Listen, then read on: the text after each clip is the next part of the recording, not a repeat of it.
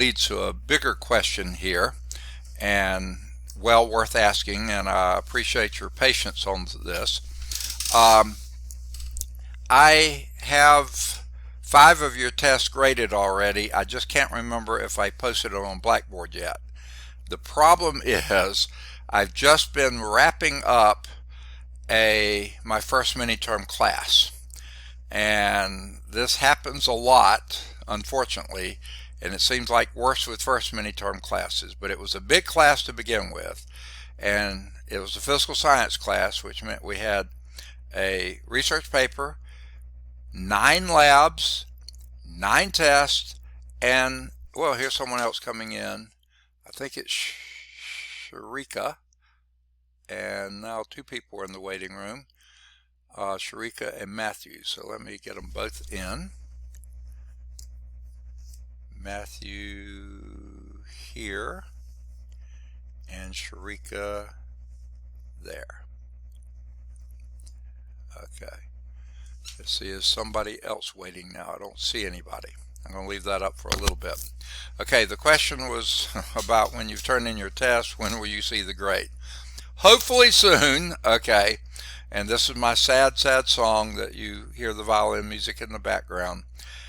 When my first mini-term class was coming to a close, and this has started about a week or 2 ago, suddenly stuff from way in the past, they started turning in and turning it in and turning it in.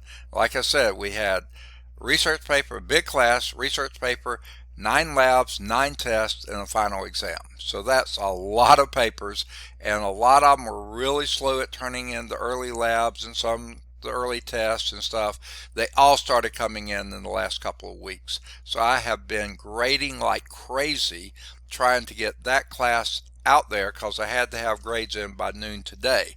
And since I'm in class all day today, that means I had to have them in by last night. So I've been trying to wrap that up, and now we're starting a second mini-term class this afternoon, and I've been trying to get that one set up on Blackboard. So I've got it set up now. If you noticed, I don't have anything in for this week on Blackboard for this class, just because I've been tied up with those 2 mini-terms. But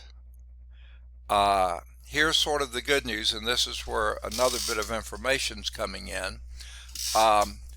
One, my office hours have changed because, let me get Jared in, because of that second mini-term class starts at a different time, and Keelan's here. Let me get Keelan here. Okay. All right. The second mini-term class starts 2 hours later than the first mini-term class did. So some of the students in that are in the automotive programs, and they don't get through their classes until 3 o'clock. So I couldn't start at 1:15, and here comes Bennett.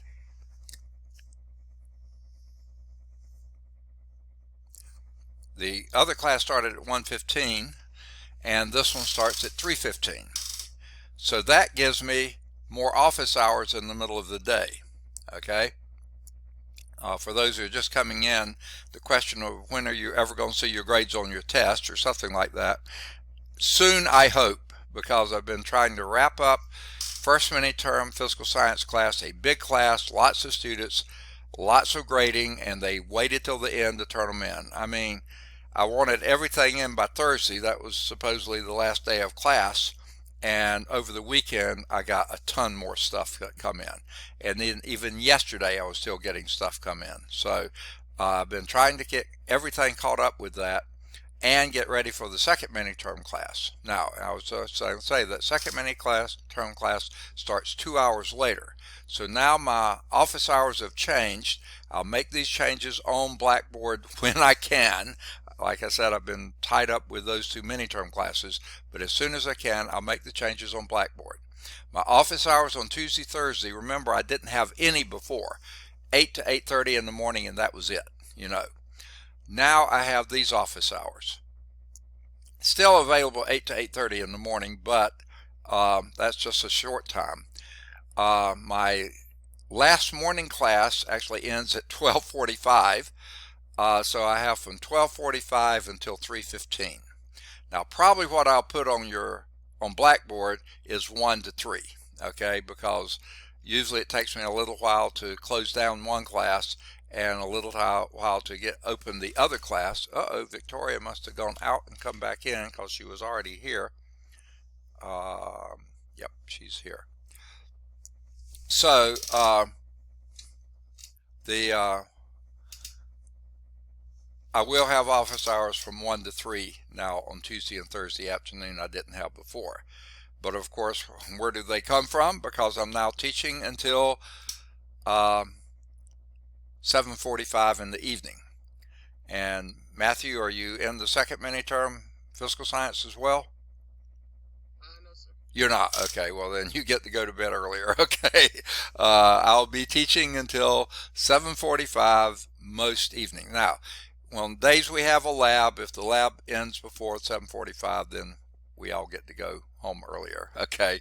Which we're already at home, but anyway. So those are the changes. I'll try to make those on Blackboard as soon as I can get around to doing so. But this has been a crazy couple of weeks, and it'll finally, I hope I'll get my head above water soon. Okay, it's not there yet, but it's getting there. Okay, right now we have 13 students. Let me see, 1, 2, 3, 4, 5, 6, 7, 8, 9, 10, 11, 12, 13. Yeah, got all of you here on the roll so far. Watch out if you see others coming in.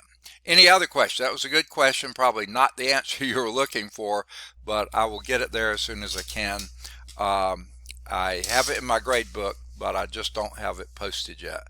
And then I've had other tests come in from other classes that I still have to grade too. So as soon as I can get cleared with this first mini-term class, and I bet you right now there's papers out there that came in since I last checked yesterday.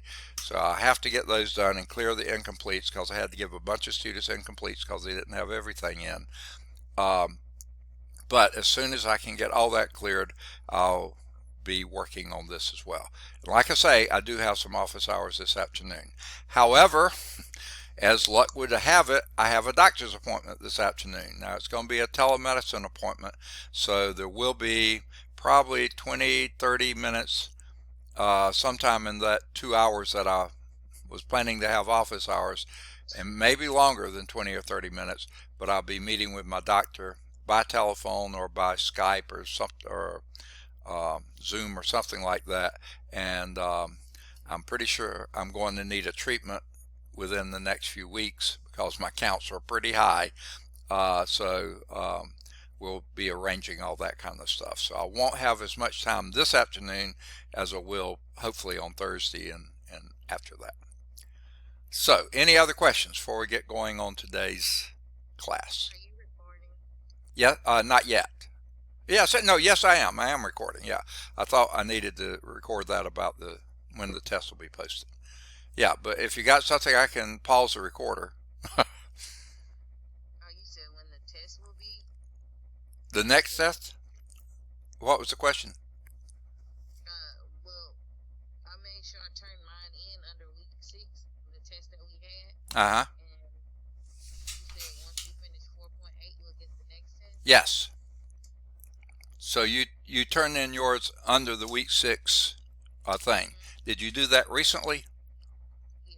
Okay, yeah. I haven't seen it yet because, like I was saying before, I've been trying to clear out all these late papers from my first mini term because those grades had to be in by noon today, which meant since I was in class at noon today, I had to get them in last night. So I was up until after, well, awfully close to 10 o'clock trying to get everything done there. So I will probably be that late again tonight with this late class, but that's pretty typical. So I hope to get that.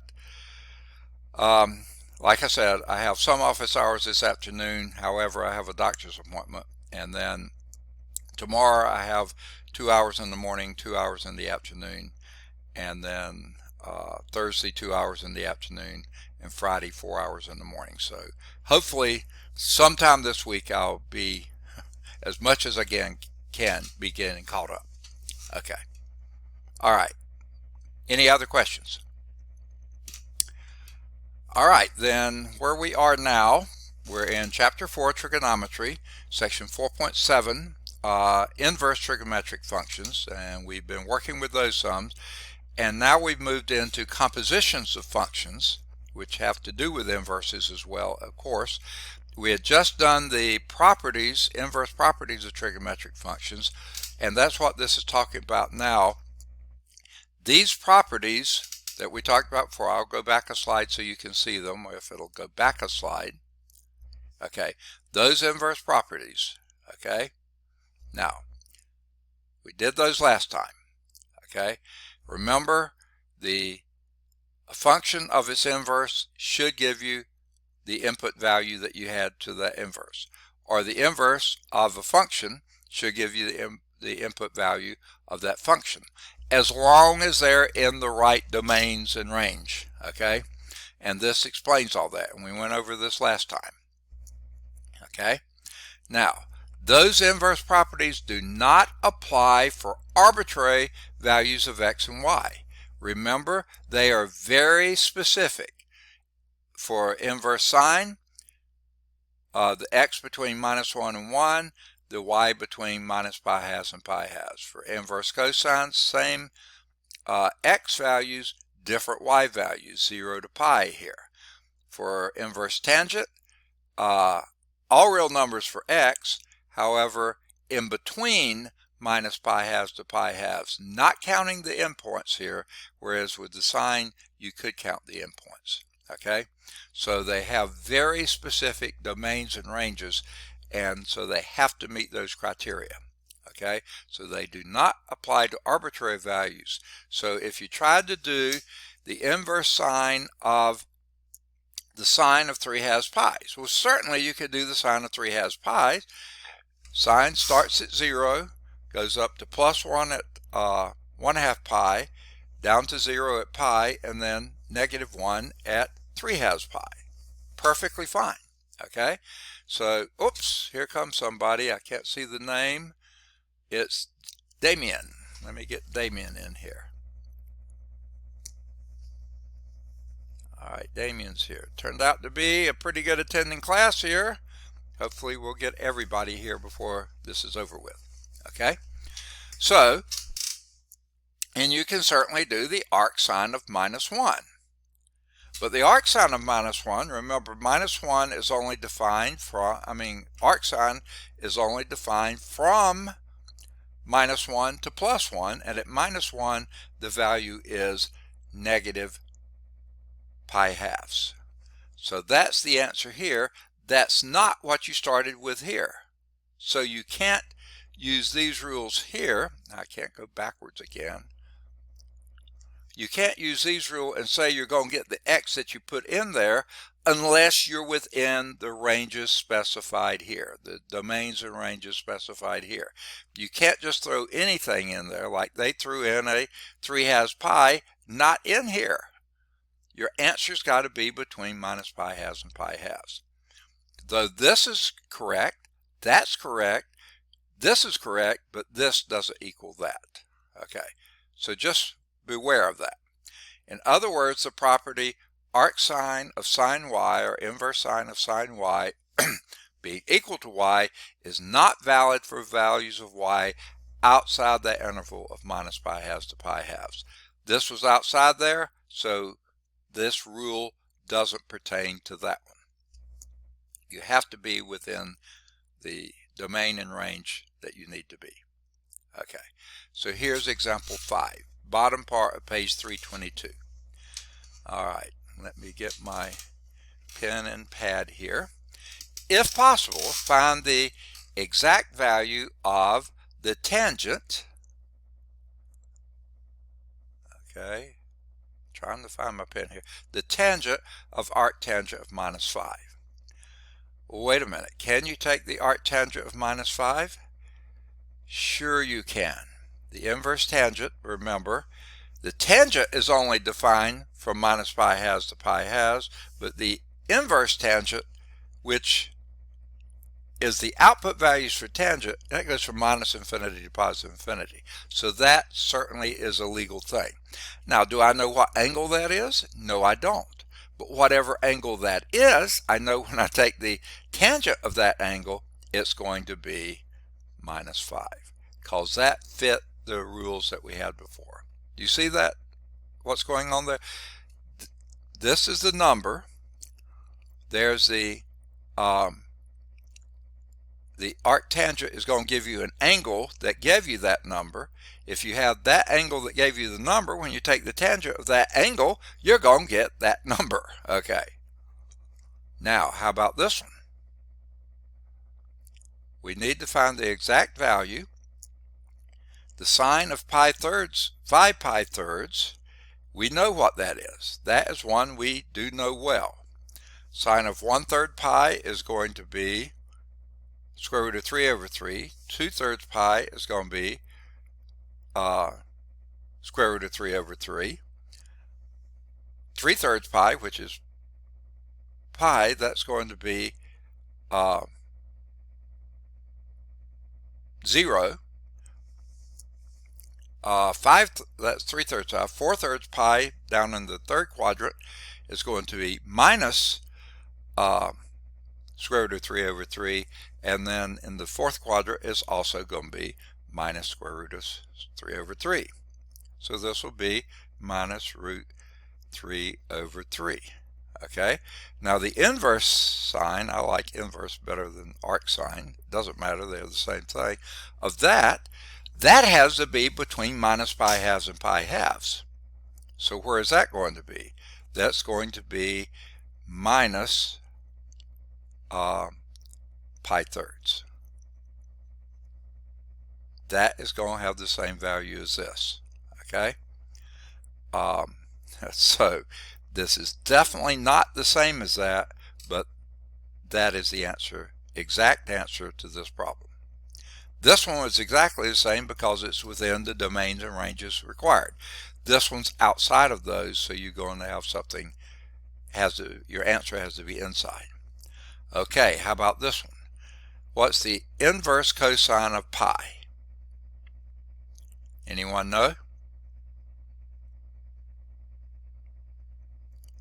This is asking for what angle theta, because the inverse cosine takes a number and gives you an angle. So what is the angle theta whose cosine of theta is equal to pi? Anyone know?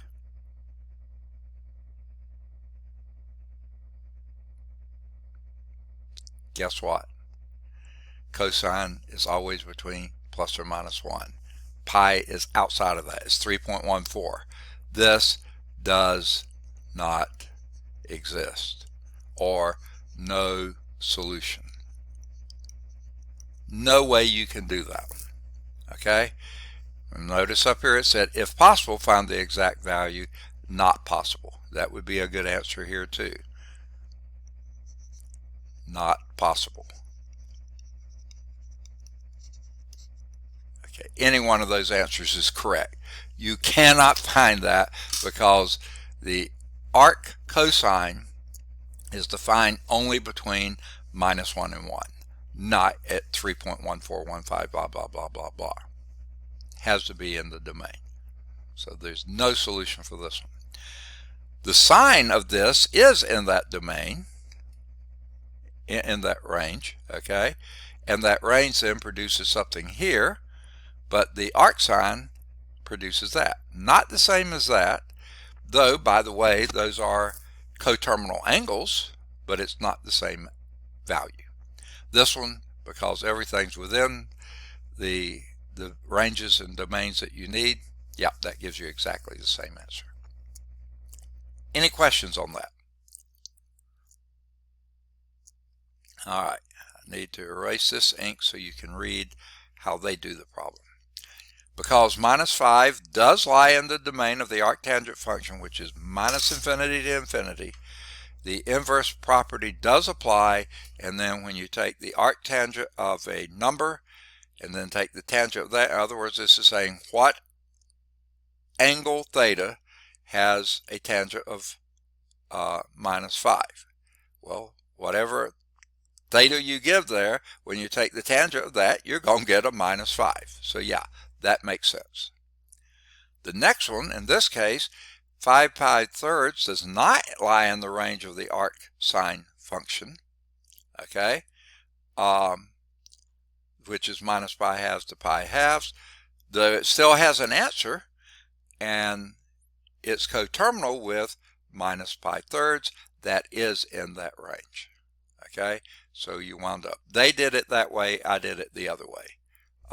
They knew it was coterminal with 5 pi thirds, so they did it that way. I said, by the way, this is coterminal with it, but I did it this way, taking the sine of pi thirds, 5 pi thirds, which is certainly a legal thing to do because sine is defined in all real numbers. That gives you minus pi. Okay, that gave you negative square root of 3 over 2. I thought they were doing it my way. They aren't. They put in the coterminal angle there, which is in that range, and they got the same answer we did, minus pi thirds. So two ways you could go about doing that. Both of them work. Okay. However, this one, not defined. There's another answer. I don't know if I'd said that one. Not defined because inverse cotangent, you can't take it of minus pi. That's not defined because the cotangent, inverse cotangent is only defined between minus 1 and 1 because cosine has an answer of only between minus 1 and 1. So pi is outside that. Can't do it. Okay. Remember, the domain of the inverse cosine function is minus 1 to 1, not pi. That's 3.14, 16, blah, blah, blah. And let's see, that was example 5. There is a checkpoint that follows that, but there's also examples 6 and 7, which we are going to need to do on the whiteboard. So let's pull that up. Okay, now I've got to do some housekeeping here. Move this toolbar so it doesn't block my whiteboard. And then move the whiteboard. Let me see, I might need to move y'all a little bit. Matthew, you need to scoot a little to your right. Okay, I got it. All right, and then the whiteboard I'll move as far left. Get it out from under Matthew and the others, and as far up as I can, so I can have as much white space as possible. Okay, number 6, find the exact value of each expression. The first of these is the tangent of the arc cosine of 2/3.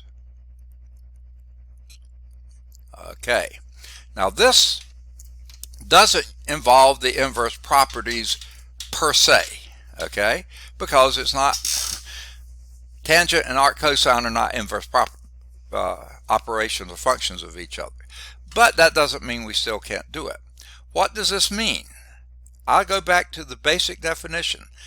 This is a number.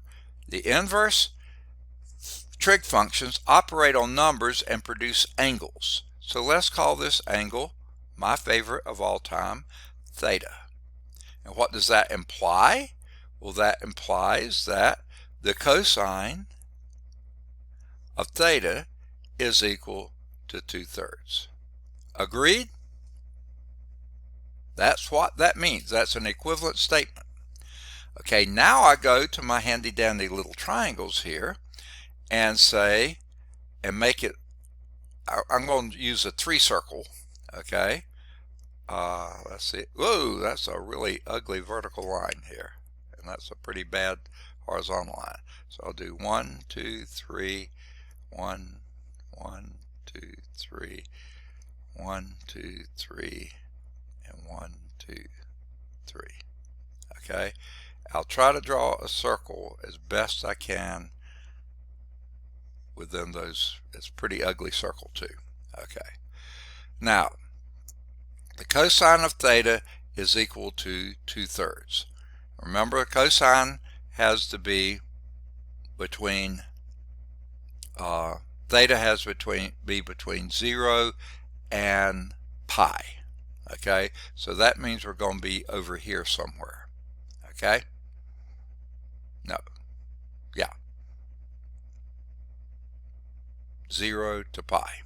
Okay, cosine's positive in the first quadrant, negative in the second quadrant, so we're going to be in the first quadrant here, and it's going to have the cosine is adjacent over hypotenuse. I've made it so the hypotenuse is 3. Here is a 2. That's the adjacent side. So it's going to be somewhere up here. So this is so aggravating. Okay. So there is approximately that angle theta. Okay. Its adjacent side is 2. Its hypotenuse is 3. Everybody agree? Isn't that what this is representing? We don't know the opposite side, but we can get it, can't we? The opposite side is the square root of the hypotenuse squared, 9, minus the adjacent squared, 4. So this is the square root of 5. Okay, now I want the tangent of that angle. Hey, that's a piece of cake, isn't it? The tangent of that angle theta is equal to, tangent is opposite over adjacent, root 5 over 2. Right? Does everybody see that? Use your diagrams. Use what you know, okay, about your triangles, about your circles. They're not unit circles, but use them if you need to. And sure enough, they got square root of 5 over 2. Now, the next one is not related to that one, and I think because I'll take up so much room, I'm going to clear it. Does anyone need this left up here a little bit longer? This is example 6a. Anyone need it? Okay, I'm going to clear it out of the way then. Example 6b, let me get my book back in my lap so I can read better, says this. If I can find my pen. Come on, pen. Yeah, there you are. Okay, cosine of the arc sine of negative 3/5.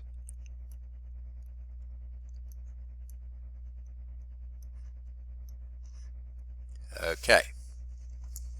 Now, time out just a moment here. This is a little tricky. Okay.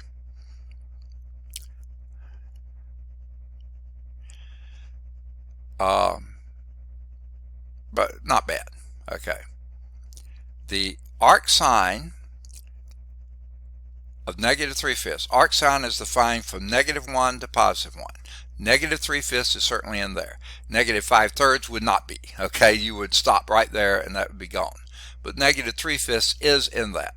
Okay, so let's draw that. That means that this is going to be, this is a number, this is going to produce an angle theta. And what will be true of that angle theta? That angle theta means that the sine of that angle theta has to equal negative 3/5. So when we come over to draw our little circle, and this is going to be a 5 circle, not a unit circle, not a 3 circle, but a 5 circle. 1, 2, 3, 4, 5. 1, 2, 3, 4, 5. Negative 1, 2, 3, 4, 5, and negative 1, 2, 3, 4, 5. Okay, if I can draw a circle,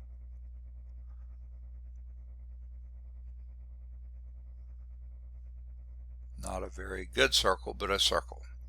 Okay, sine is between negative pi halves and pi halves, that would be somewhere in this range. And the negative part's going to be down here, and we know it's going to be the adjacent, the opposite side, or the y value is going to be your -3, and you're going to be out here on the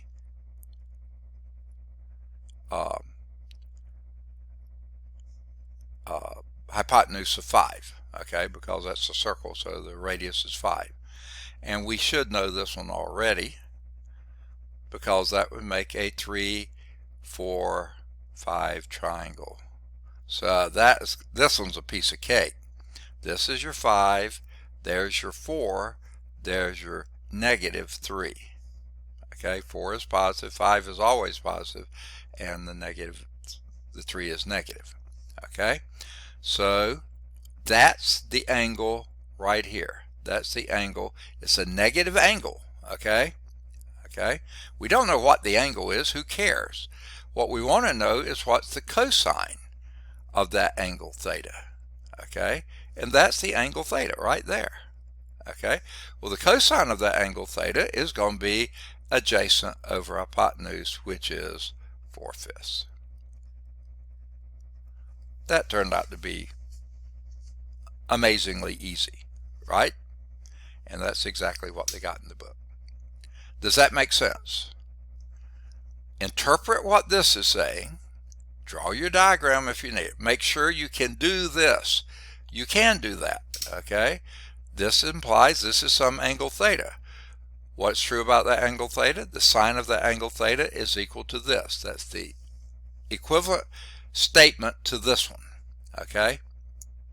Okay, the arc sine is equal to the angle theta, is that sine of theta is equal to -3/5. Draw that in here. Draw you a 5 circle, draw your -3/5, make sure it's between minus pi halves and pi halves. It was. There's your angle theta that represents that. We don't know what it is, and we don't really care that much. What we want to do is know the cosine of that angle theta. Well, the cosine is going to be 4/5, because this is a 3, 4, 5 triangle. Happens to be a -3 here, but that's a +4 here, and cosine of that is 4/5. All right, there is a checkpoint following both of those. Please do the checkpoints. And by the way, they have triangles in the book as well.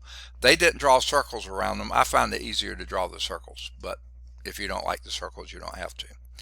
So let's do example 7. Does anyone need 6b any longer? Does everybody have it? Okay, then let's clear that drawing.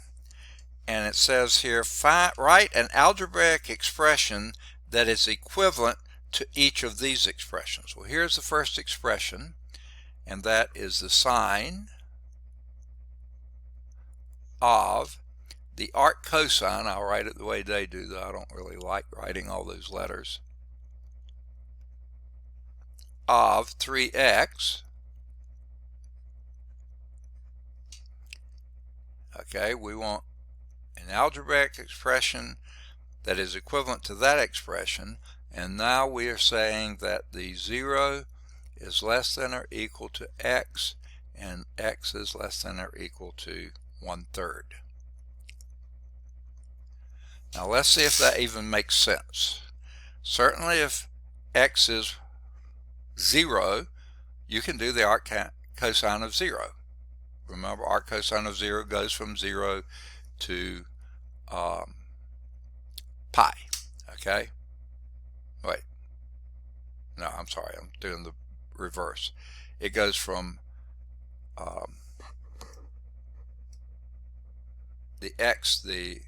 it's from -1 to 1.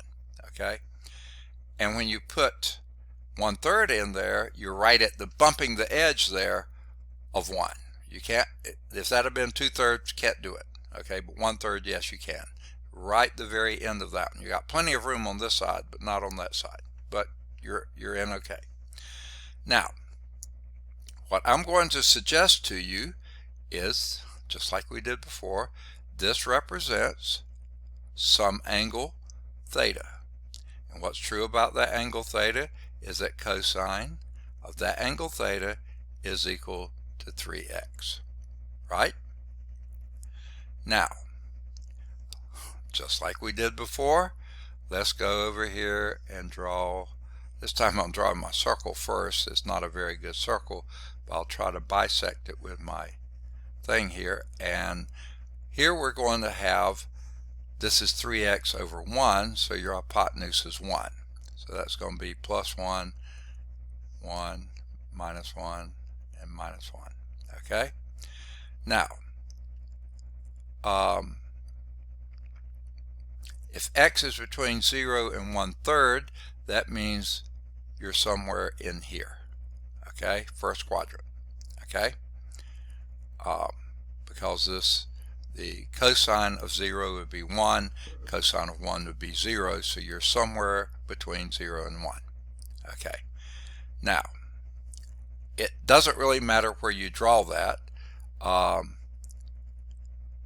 Let's just do that 3x, and cosine, by the way, is adjacent over 1.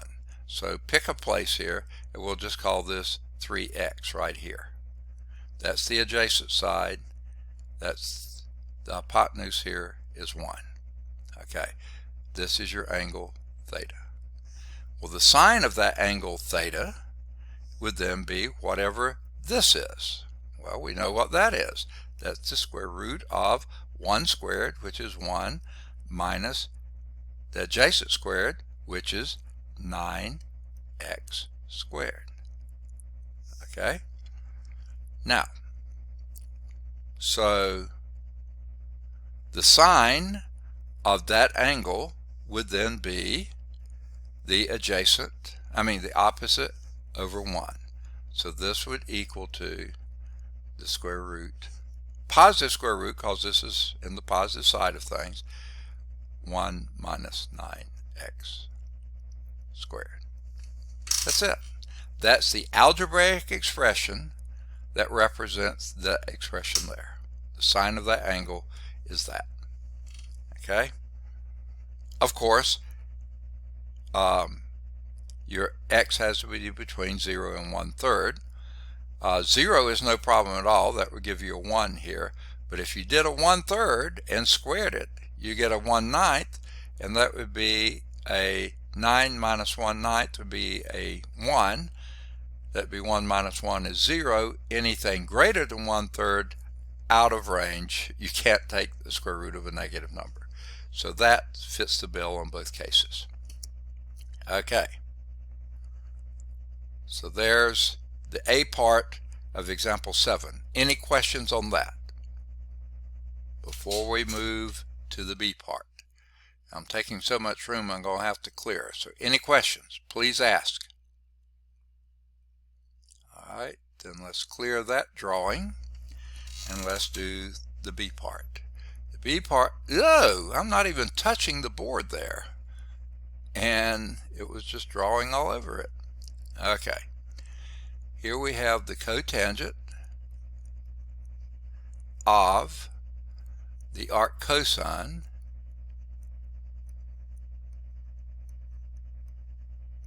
of 3x, and we have the same situation here that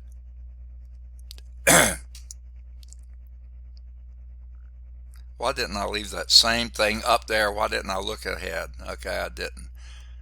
Oh, here comes somebody. Courtney. Good deal. Courtney's here. Let me pause just a moment here and get Courtney marked as present. Okay. Now the bottom part of the alphabet is here in full force. The bottom 1, 2, 3, 4, 5, 6, 7, 8, 9 people are here. The top part of the alphabet, pretty good too. The only person we're missing is Jalen. I don't know if any of you know Jalen Daniels, but encourage him to get back to class, because he missed last week, but he was here the week before. But he's missing material. Only one missing today. Way to go, class. Good attendance. Okay, why did I erase the last screen? I can't get it back. Here 0 is less than or equal to x is less than or equal to 1/3. So all the things we said before still hold. Okay, and this implies this is the number, this is an angle. The angle is called theta, and what do we know about that angle? We know the cosine of theta is equal to 3x. That's what we know. That's what this implies. If this is equal to theta, cosine theta is equal to 3x. Okay? So here we go again. I'm so sorry I erased the last one. Let me draw it back in here again. Okay. It's a unit circle. Okay. And your adjacent side is 3x, wherever you want to put this. So it'll be 3x here. Your hypotenuse is 1. So here's the angle theta. Okay. Hypotenuse is 1. And this, just like before, is the square root of 1 minus 9x squared. I guess it doesn't hurt to write it again. Well, what is a cotangent? Cotangent is adjacent over opposite. So this expression here would be adjacent 3x over opposite, which is divided by the square root of 1 minus 9x squared. That's it. That's the equivalent expression. And again, it will be true, wherever my pen flew off to. Oh, here comes, oh, I must have missed the Azora wasn't here. Let me see if I can get her in. I think I did. How did I miss that?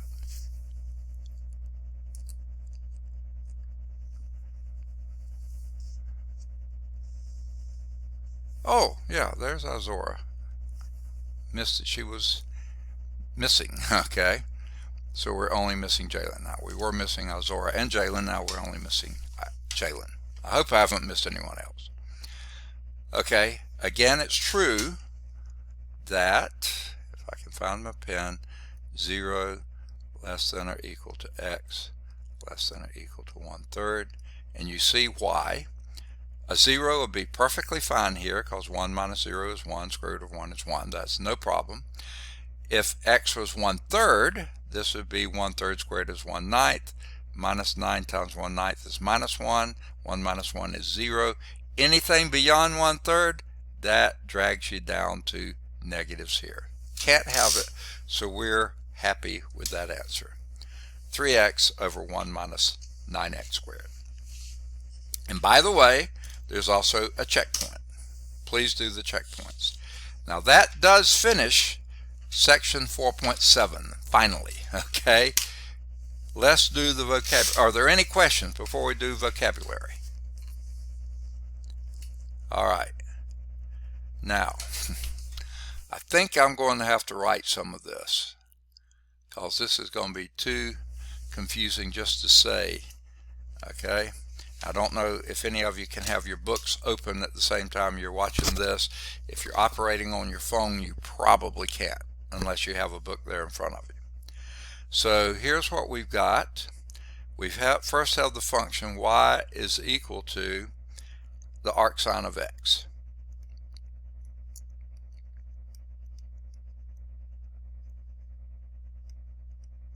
Okay. Now, what they're asking for is the alternative notation. Okay. Now what that means is rewrite this equation as another equation, equivalent equation, like I was just doing on several of those last problems. Can anyone tell me what that would be then? What's the equivalent equation to this one?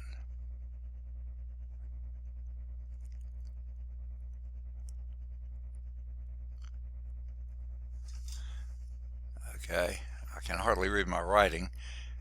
This is a sine function. It's an arcsine function. So that means if you took the sine of both sides, that would be sine of y is equal to x. Okay? Now, they're asking then next for the domain and they want the domain of this first function, not this one, this one. What's the domain of x? What has to be the values before you can take an arcsine of it? Anybody?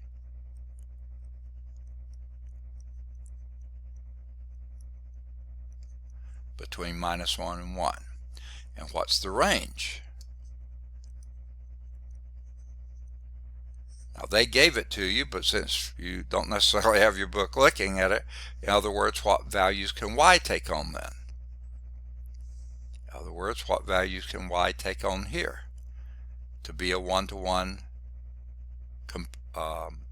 invertible inverse function? That would be from minus pi halves to pi halves. Yuck! Does anything show up on your screen when that happens? It messes up my screen, but I don't know if it messes up yours. Okay. So I just did the first one for you. The second one has the blank here for the function.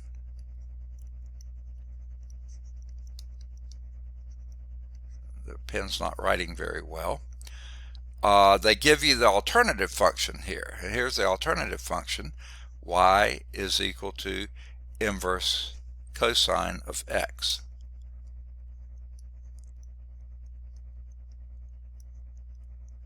Okay. Now, what function would be its alternative function? Can anyone tell me?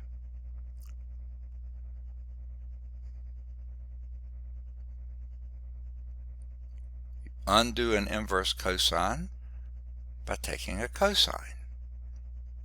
Cosine y, and when you take a cosine of an inverse cosine, you're left with just the value x. Now they're asking for the domain here, and they now are asking for the domain of this one. Okay, what are your x values here? Or you could think of them in terms of this. What would they be? Between -1 and 1. Perfect. Perfect. Okay, and what would be the range? In other words, what's their y values here?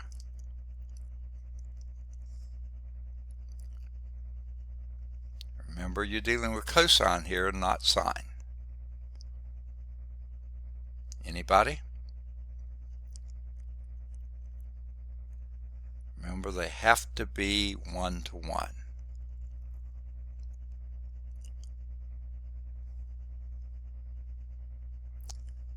Well, cosine starts at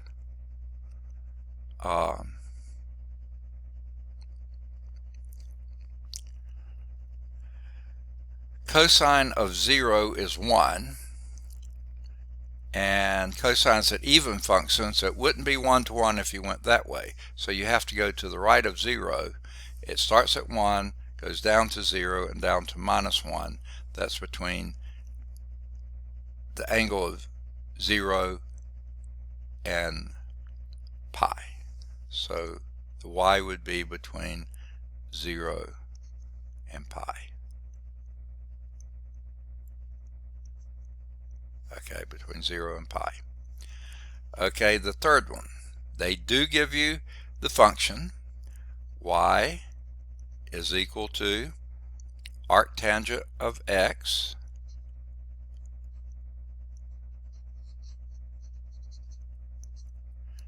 It works a lot better if I write cursively and don't pick up the pen. I don't know why, but my cursive writing is not that good.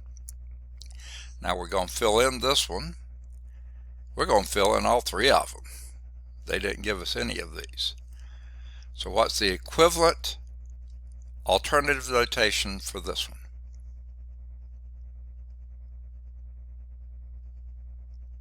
How do you undo an arctangent? Take a tangent. Tangent of y. And then when you take a tangent of an arctangent, they cancel each other out and leave you just with the x. Okay. Now, I'm pretty sure what they want here is the x value, because they usually do it for the function they give you. So what are the values for x that you could have here?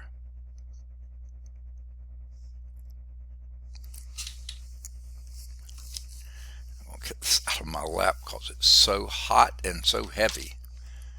It's hot because it's heating my legs up. My legs are heating it up. Okay?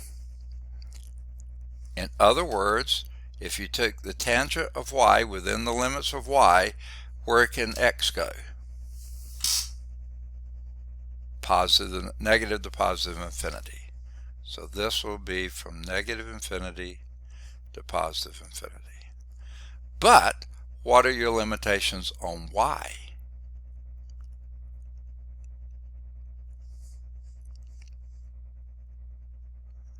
I'm going to sort of give it away here. Tangent cannot produce, or you can't take the tangent of negative pi halves or pi halves. Those are vertical asymptotes, if you remember. So therefore your y, which is what you're taking the tangent of here to get these x's, that has to be between negative pi halves and pi halves, not counting the endpoints, because those are your vertical asymptotes. Okay, so that was question 3. Question 4 is just a fill in the blank of a sentence, not a table. A trigonometric function has an blank function only when the domain is restricted. What was the title of this section?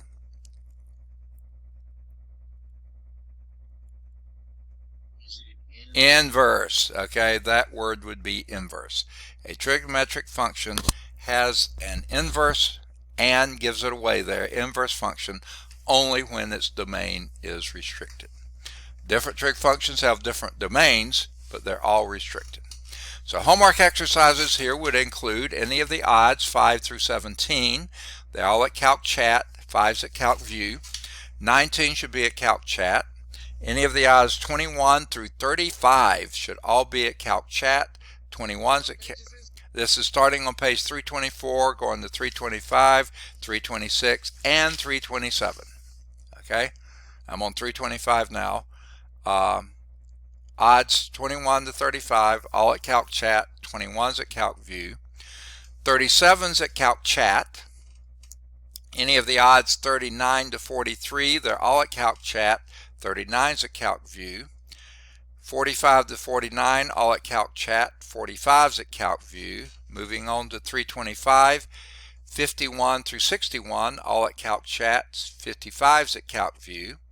63 to 71, all at Calc Chat. 65's at Calc View. 73's at Calc Chat. 75 or 77, both at Calc Chat. 75's at Calc View. 79 to 83, all at Calc Chat. 83's at Calc View. 85 through 89, all at Calc Chat. 91's at Calc Chat. Any of the odds 93 to 97 are at Calc Chat. And then bottom of page 325, moving on to 326, any of the odds 99 through 105, they should all be at Calc Chat. Then on 327, true false 107 and 109, either one of those, they should both be at Calc Chat. Then either 111 or 113, they should both be at Calc Chat. Any of the odds 115 to 119, they should be at Calc Chat. Any of the odds 121 to 125, they should be at Calc Chat. And then any of the either 127 or 129. They gave you enough in this section, didn't they? All right, they should both be at Calc Chat. So now we're through with this. Can I clear the screen? Anyone need that a little longer? Okay, I'm also going to go back to PowerPoint but this time I'm going to 4.8. And folks, this is the last section in chapter 4, which means when we finish this section, you'll be getting your second test. Your second test will cover 4.5 through 4.8, the last four sections, 4.5 through 4.8. And I thought we just did that. Okay.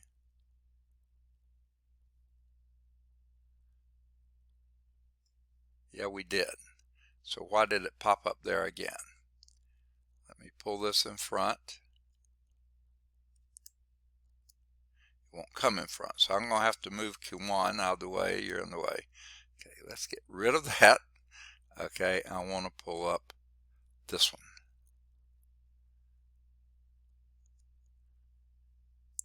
4.8. That's what I thought I did last time. And why it won't come up, I do not know. Now it's giving me all sorts of weird.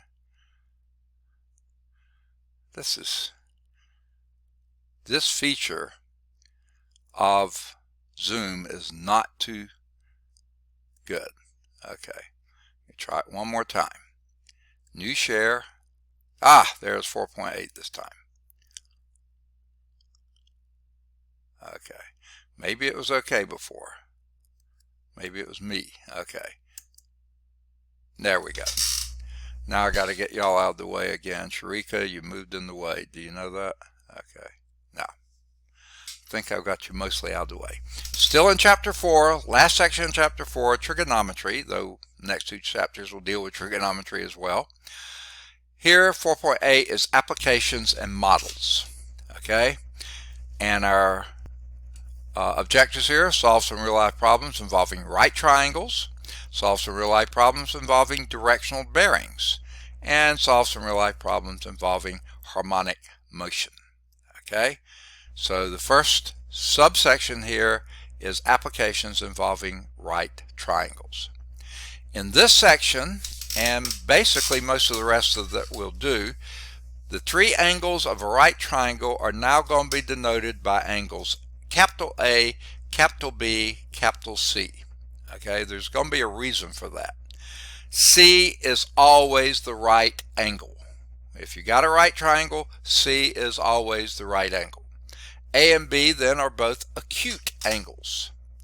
The lengths of the sides opposite those angles are denoted by the letters little a, little b, and little c. So little a, little b, little c are lengths.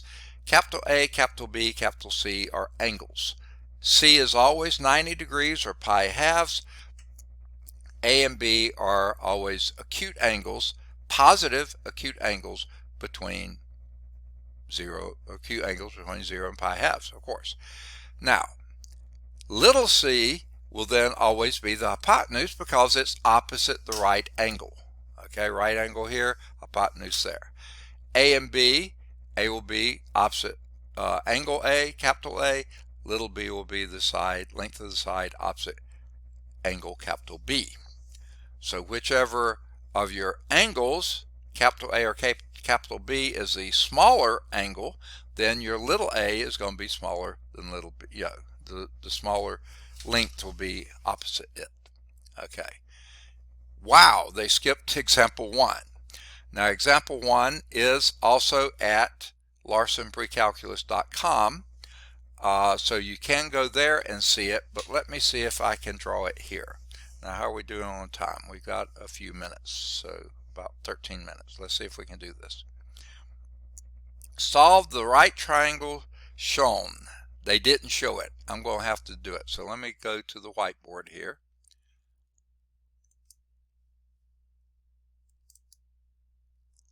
Okay, everything still worked. That's good. Okay. Here is the angle we're dealing with. Oh, it would help if I got my pad. Okay. Now, where is it? There we go. Here they're going to do, this supposedly is a horizontal line. What they tell you about that line, they name it to be line B, little b, and they tell you it's 19.4. They don't give units, they just tell you it's 19.4. Okay. They say this is going to be angle A here, capital A. They say this is going to be the hypotenuse here, which would then make this another side, this being your right angle. And that right angle is always capital C, which makes your hypotenuse little c, which we don't know. This angle up here must be capital B because it's opposite side B, and little a over here is that one. Hey, we don't know too much except one more thing I left off. Capital A is angle 34.2 degrees.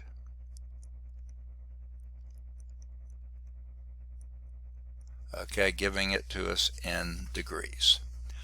Okay, folks, we have to figure out what the other. Now, this is called solving a right triangle. Okay? Now, what that means is they give you supposedly 2 pieces of information, but guess what? They give you 3 pieces of information. What piece of information have I not written a number for?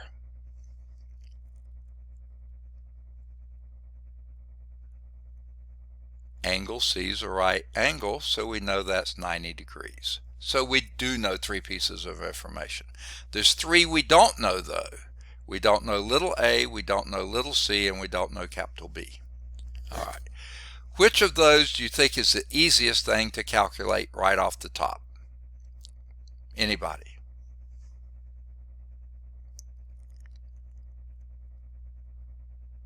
Anybody? Hint. The 2 acute angles in a right triangle are always, anyone fill in the blank there? The 2 acute angles in a right triangle are always, your hair is nice today.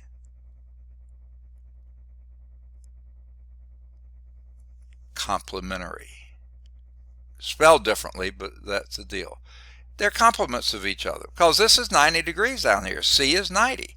The sum of these 3 has to be 180. Subtract 90 from it and you've got 90 left. So subtract this from 90 and that gives you 55.8. Agreed or not? Angle B, I like to call it angle B. I know capital letter stands for angle, is equal to 55.8 degrees because it's the sum of these 2 has to be 90. And doesn't that work? Please say yes. All right. Now that we know that, is there any way in the world, though we don't need that we could get side A? Anyone have a suggestion? And frankly, I like staying with things that they gave us because that should be correct, exact.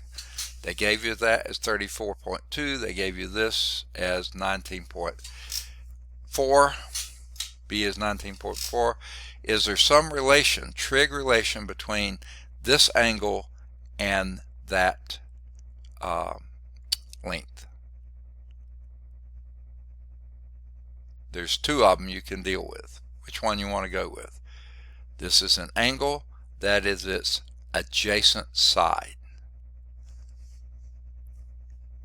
Can you give me a trig relationship between this angle and that side? Well, adjacent to me brings to mind cosine. Caught another hen. Cosine of A, angle A, which is 34.2, is equal to the adjacent side, B, over the hypotenuse, C. So this says that cosine of 34.2 degrees is equal to 19.4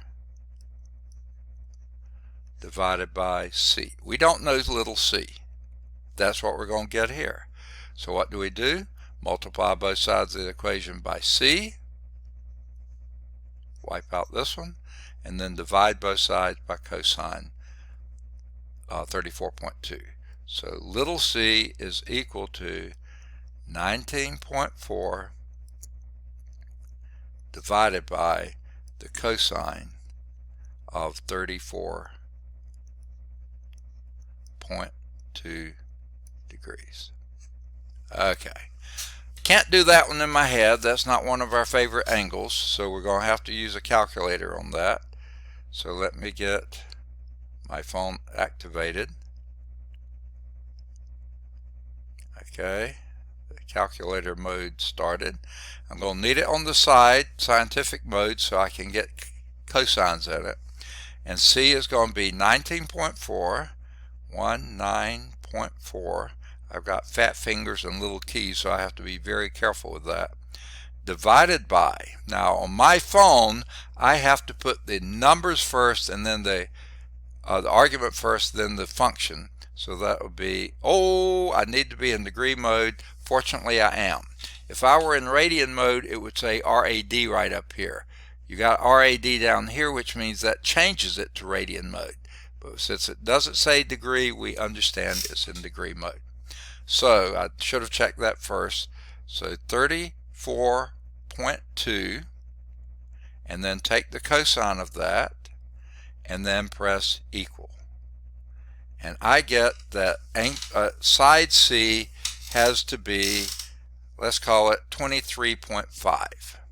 Approximately, yuck, this is so aggravating. Approximately 23.5. Now before we go any further, does that make sense? I'm not asking is it correct answer, does it even make sense? Yes, the hypotenuse is always longer than either side. So yeah, for this to be longer than 19.4, that makes sense. Doesn't mean it's the correct answer, but it does make sense so far. Now, you have two options for A. Can anyone think of one of those options, how you could get A?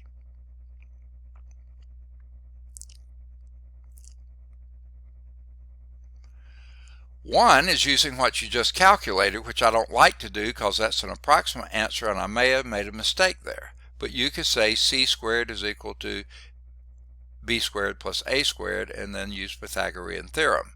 A would be equal to the square root of c squared minus b squared. That's okay.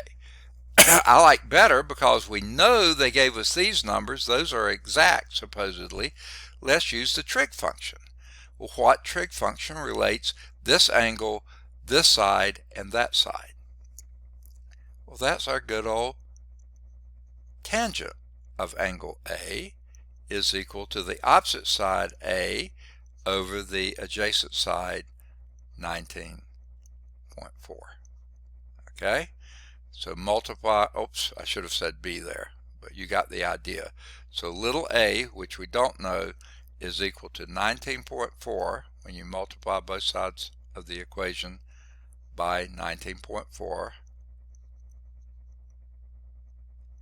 Yuck, this thing drives me nuts.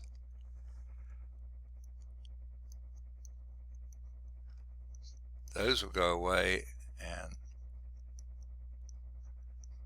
so that'll be 19.4 times the tangent of 34.2 degrees. Now I'm using just the numbers they gave me, not one that I calculated, not the 55.8, not the 23.5, just the numbers they gave me. So that would be 19.4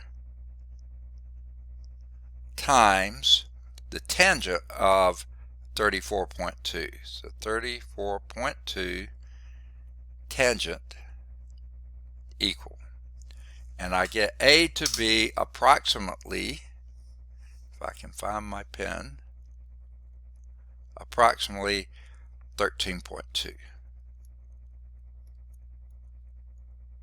Okay, does that make sense? Yes, This angle was smaller than that angle, so you expect this side to be smaller than that side, and of course both of them have to be smaller than the hypotenuse. So at least the relative sizes make sense. Okay? Okay? Let's see what the book did. They got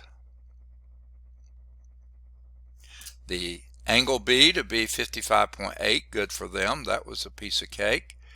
They got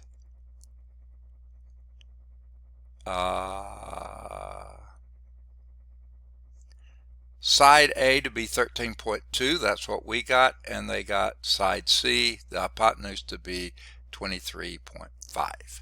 Perfect. And there's a checkpoint. Please do the checkpoints. Okay. How are we doing time-wise? 2 minutes. All right. Let's see what we can do. I doubt if we can do too much with example 2. We'll just at least set it up.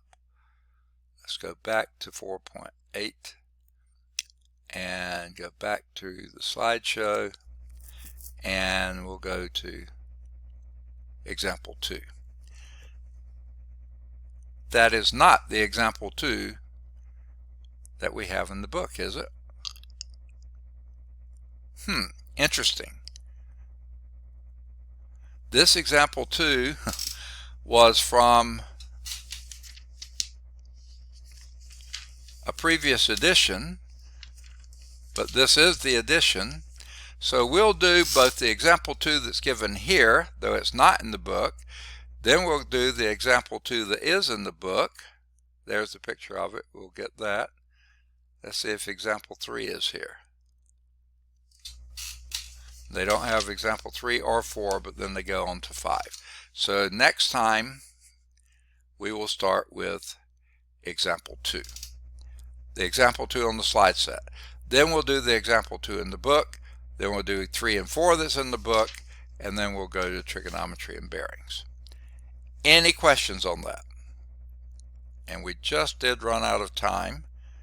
So let me clear my calculator here and plug it back in, because it was wearing down a little bit, not much. I had plenty of juice, but I've got an appointment today, a telemedicine appointment, so I've got to have my phone charged for that. And let's give you some homework exercises here. Homework exercises here would be on page 334, any of the odds 5 through 11. They're all at Calc Chat. 9 is at Calc View. Okay.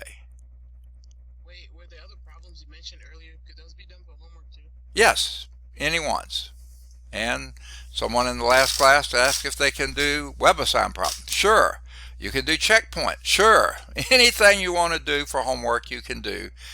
I especially want to see if you're having difficulties getting some of the answers. If you're having that, please send me those, and we can do those in class maybe. Or if there's something real simple that you don't want it done in class, we'll do that also. But if you're getting them all done well, you've got Calc Chat, you've got Calc View, you've got the LarsonPrecalculus.com, you've got all those places to go to. But if you still can't figure out how they got those answers, that you're missing something there, please ask those. But otherwise, any of the checkpoints, any of the exercises I'm assigning here, or anything on WebAssign, any of that will do. Just get me something. Yeah. Are we in week 9? Yes, we are. This is starting week 9. Now, I don't have your week 9 set up in Blackboard yet, because I was so busy trying to close out my first mini-term course and get my second mini course started that I did not have time to get the week 9 set up in Blackboard. I'll try to be doing that later this week. Once we're already through with it. Okay, no, right, okay. Good question. Any others? And I'll also try to... The homework that you gave us earlier and the homework that you just gave us, did we post that in week 9? Yeah, any one of those in week 9, yeah, that would be fine. Things that I gave weeks ago, you can post any week you want to. I don't care. If you're missing some previous week, go on and post something. Okay. Alrighty. Good. Just one example is all I need, but if you're having trouble with more than one, please send me all the ones that you're having trouble with. Okay? Good deal. Any other questions? Great questions, Bob, so far. All right, well then I'm going to stop sharing because I'm sick and tired of sharing now. And unless you have any final questions, I'm going to go on and end the meeting. Any last thoughts, parting shots? Okay, the only reason I have to hurry, I've got another class starting in 12 minutes. Okay, so see you then. Okay, see you on Thursday. Bye-bye.